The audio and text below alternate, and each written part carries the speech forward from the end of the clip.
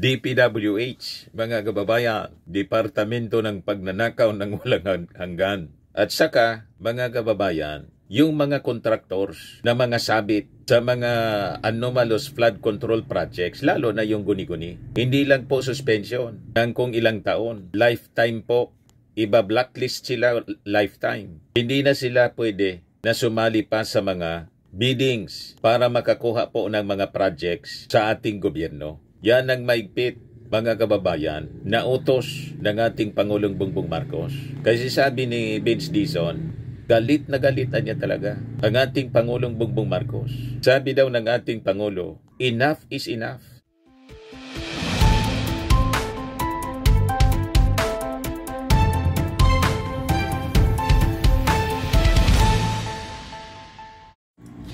Hello po mga kababayan, si Dante Maravillas.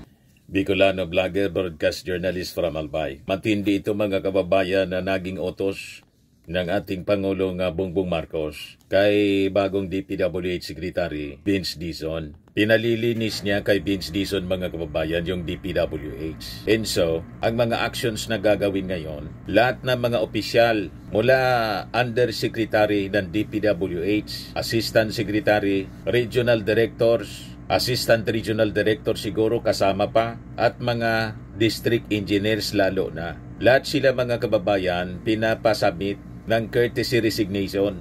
Sa buong Pilipinas ito mga kababayan, para mabigyan ng free hand ang bagong DPWH Secretary at yung ating Pangulong Bongbong Marcos na makapagpili ng mga matitino na mga opisyal ng DPWH. Ang DPWH na ang bagong kahulugan, Departamento ng Pagnanakaw ng Walang Hanggan. DPWH, mga kababayan, Departamento ng Pagnanakaw ng Walang Hanggan. At saka, mga kababayan, yung mga contractors na mga sabit sa mga anomalous flood control projects, lalo na yung guni-guni. Hindi lang po suspension ng kung ilang taon. Lifetime po.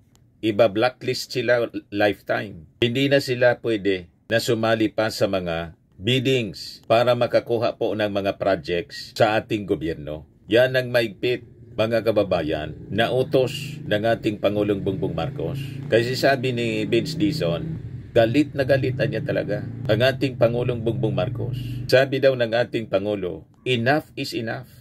Tama na, sumobra na kapag nanakaw sa kaban ng bayan, mga kababayan. So you can expect na sa mga susunod na araw, mga kababayan, tuloy-tuloy ang paglilinis. At yung ating Pangulo, nag-establish siya through an executive order na ilalabas niya very soon ng independent commission. Parang siya ang magsasagawa po ng investigasyon in recommendation for filing cases sa mga erring officials po ng DPWH. So ito yung press briefing kanina mga kababayan. Pakinggan natin yung mensahe ni Secretary Vince Dizon.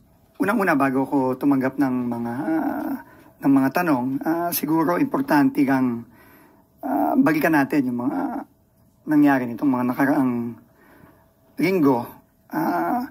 Matapos nung napaka-emotional na sona ng ating Pangulo, kung saan in-express niya ang kanyang hindi lang frustration, hindi lang disappointment, kundi galit dito sa na-discover niyang mga talagang napaka sasama at napaka substandard at minsan wala pang mga project WH, lalong-lalo na sa pagkontrol ng mga pagbaha. Alam nyo, nung ilang linggo nakasama ko Pangulo sa Kalumpit, Bulacan. Pinuntahan ho namin ang dalawang barangay doon, yung Barangay Bulusan at Barangay Prances. Doon po, nakita mismo namin ng ating mahal na Pangulo yung substandard at incomplete na flood control projects. Kung maalala ninyo, meron pa doon sa Barangay Prances ata o sa Bulusan. Dinakma ni Pangulo yung konkreto at sa kamay lang niya, halos nadurog yung konkreto, no, na pinakita niya. At talagang nakakagalit, no, yung experience na yun. At nakita ko firsthand yung galit ng Pangulo dito sa mga ginawang mga proyektong to. Pero alam niyo po, higit pa dun sa galit niya sa mga nakita nating mga facility na substandard, na klarong-klaro, wala nang kailangang investigasyon doon. Kitang-kita mo pa lang, sa mata pa lang. Maramdaman mo pa lang sa kamay mo na talagang substandard. More than that, I think ang pinaka ginalit ng Pangulo, nung kinausap po namin yung mga kababayan natin na nakatira sa Bulusan at sa Pranses, sa Kalumpit, Bulacan. Alam nyo, yung mga tao po doon, ang sabi nila sa Pangulo, Sir, kayo pa lang ang kauna-unahang national government official na nagpunta dito sa amin. Pero ito pong pagbaha, araw-araw po ito sa amin. Hindi po ito pagtag-ulan lang. Ito po ay daily life na namin, siguro mahigit kalahati ng taon. Ganun ang buhay namin. Sabi ng mga tao sa amin po ni Pangulong Marcos nung nandun kami. At doon ko talaga halos hindi ko na humapinta yung mukha ng ating Pangulo dahil yung sakit ng loob niya, nakita ko po at naramdaman ko nung nakausap niya yung mga kababayan natin doon. Alam niyo yung mga water line doon, nakikita mo na eh. Minsan naabot ng 5 feet eh. No, yung water line, no? At nakikita mo na talagang doon na. Ibig sabihin, tataas baba na lang ang baha doon. Hindi question na may baha o wala. Ang question doon, gaano kataas ang baha. Kaya po nakakalungkot po talaga at nakakagalit ito mga nangyaring ito. Kaya nga po tingin ko, simula noon, talagang inikot ng Pangulong maraming mga proyekto. At yun, nakita po natin, no? After every inspection, the President got angrier and angrier. No, doon pong nasa Baguio siya, halimbawa, nung kasama po niya si Baguio Mayor Benji Magalong. Yung sinabi niya, ito, daang-daang milyon to. Pero wala to, tinapon lang sa ilog yung pondong ito. Kasi useless itong proyektong to, sabi ng ating Pangulo. Kaya po talaga, tingin ko, umabot na sa punto na talagang yung galit ng ating Pangulo, kailangan, ang sabi niya, kailangan mag-translate na into concrete action. Kailangan itong galit, itong sakit na nararamdaman, hindi lamang ng ating Pangulo, kundi ng lahat ng mga kababayan natin. Dahil dito sa mga nangyari sa DPWH. At yung hirap na dinaranas ng mga kababayan natin, kailangan gawa na ng konkretong aksyon. So, nandito po ako ngayon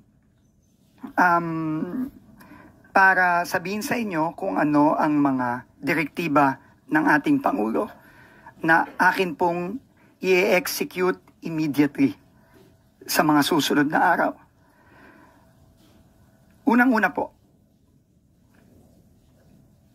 ang unang-una ko pong order na ilalabas ay ang pag-order ng courtesy resignations top to bottom.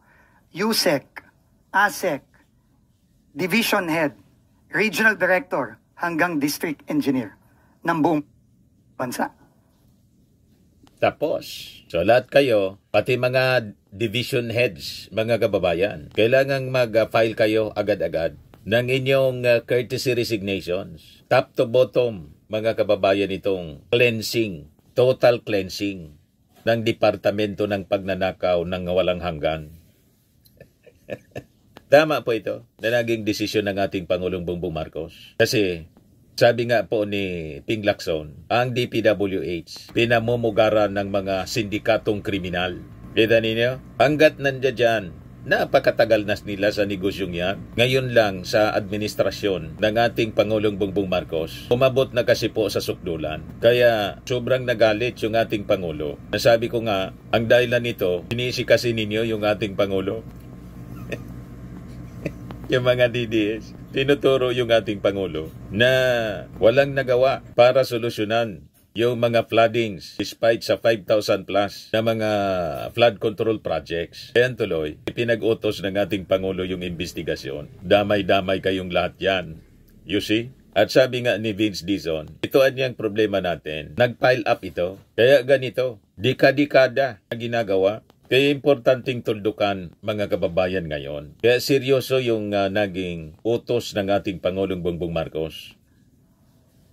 Yan po ang unang-unang order na gustong ipagabas ng ating Pangulo.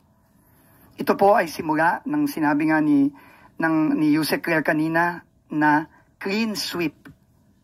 Paglilinis. No? Yan po ang unang-unang direktiba ng ating Pangulo. Nag-usap po kami ng matagal kaninang umaga. Sabi niya, linisin ang DPWH. At ito po ang simula.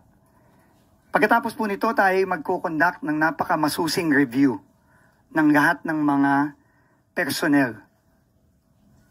Ako po'y naniniwala na maraming mabubuti at magagaling na kawani ang DPWH. Ang utos ng ating Pangulo, hanapin sila at sila ang ilagay sa mga sensitibo at importanteng posisyon.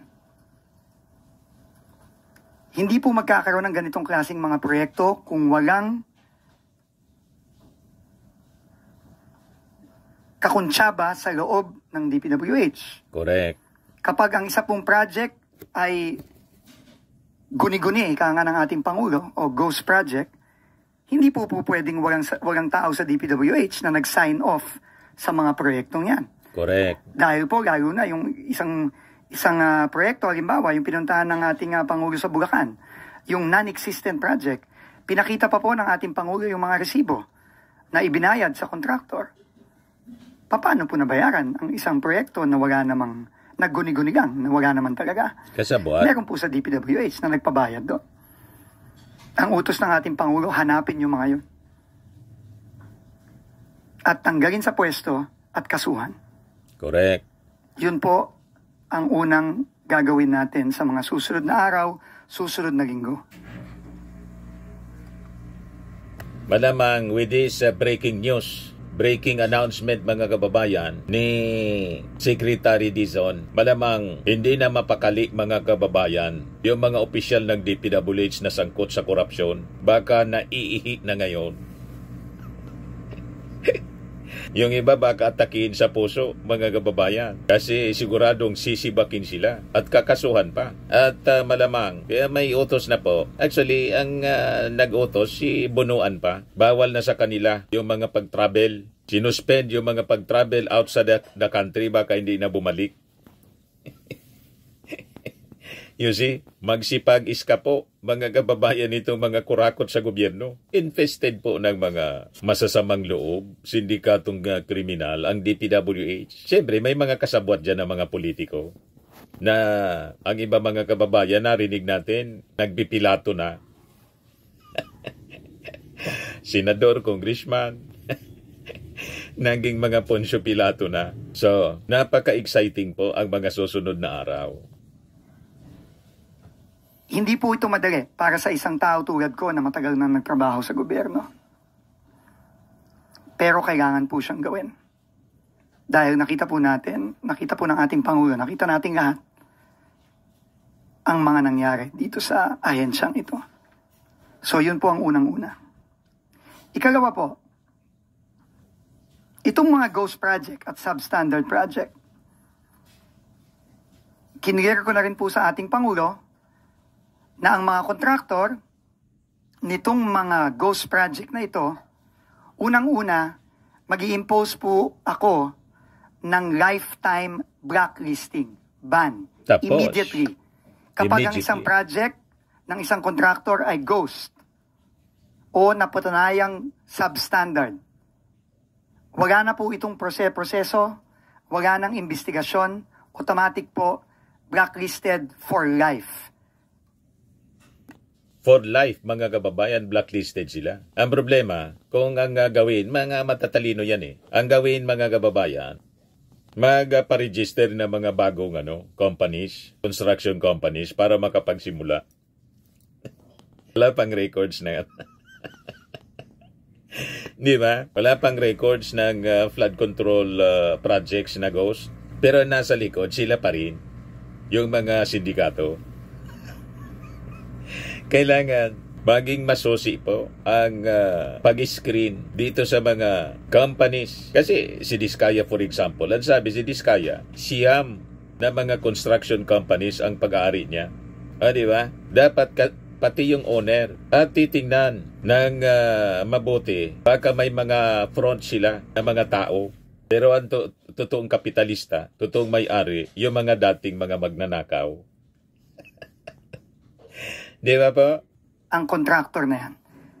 At syempre, may kaakibat din pong kaso yan. At lahat po ng ating makukuha ay ipapasa natin sa independent commission na itatayo po ng ating Pangulo. Sila po ang mag-iimbestiga at magfa-file ng mga karampatang mga kaso laban sa mga kawani ng DPWH, sa mga kontraktor, at sa iba pang mga kasama dito sa mga project na talaga nga namang tinapon na lang sa ilog para po gamitin ko lang ang salita ng ating Pangulo. Ikinabas po ng ating Pangulo yung isumbong sa Pangulo website. At sa loob lamang po ng ilang linggo, libo-libo na po ang nagsumbong sa ating Pangulo. At hindi po natin pwedeng talikuran itong mga sumbong na ito. Kaya kailangan po, isa-isahin po yan, i-check, i-verify. Kapag po yan ay ghost, automatic po yan. Kung ang mga proseso po ngayon sa DPWH hindi nag-aalaw para sa automatic at meron pang mga proseso kahit ghost na yung proyekto, babaguhin po natin ang mga proseso ngayon. Hindi na po natin kailangan mag-imbestiga kung ang project ay ghost. Si Attorney Claire po ay tumatango dahil abogada po siya. Hindi na po kailangan yun. Kita mo na ghost Mag-iimbestiga pa ba tayo? Finally po, isa sa mga gagawin po natin immediately, nakausap ko na rin po ang ating Pangulo at si Secretary Chris Roque ng DTI. Magkakaroon po tayo ng sweeping revamp sa tulong ng ating Secretary of Trade and Industry at ng Office of the President ng PCAB. Narinig po natin yan sa mga investigasyon sa Senado. Na-mention po yan ni Senator Ping Lacson. Kasama din po yan dito sa napakalaking web ng kadahilanan dito sa mga napakasamang mga proyekto na ginamit ang pondo ng bayan at dahilan kung bakit hirap na hirap po ang ating mga kababayan hindi lamang sa Bulacan, hindi lamang sa Metro Manila, kundi all over the country. So yan po ang tatlong unang-una nating gagawin sa mga susunod na araw. Uulitin ko po, ang utos po ng ating Pangulo ay mag-clean house. Linisin ang ahensya. Pero, hindi lang po yun ang direktiba ng Pangulo at hindi lang po yun ang ating magiging trabaho sa DPWH.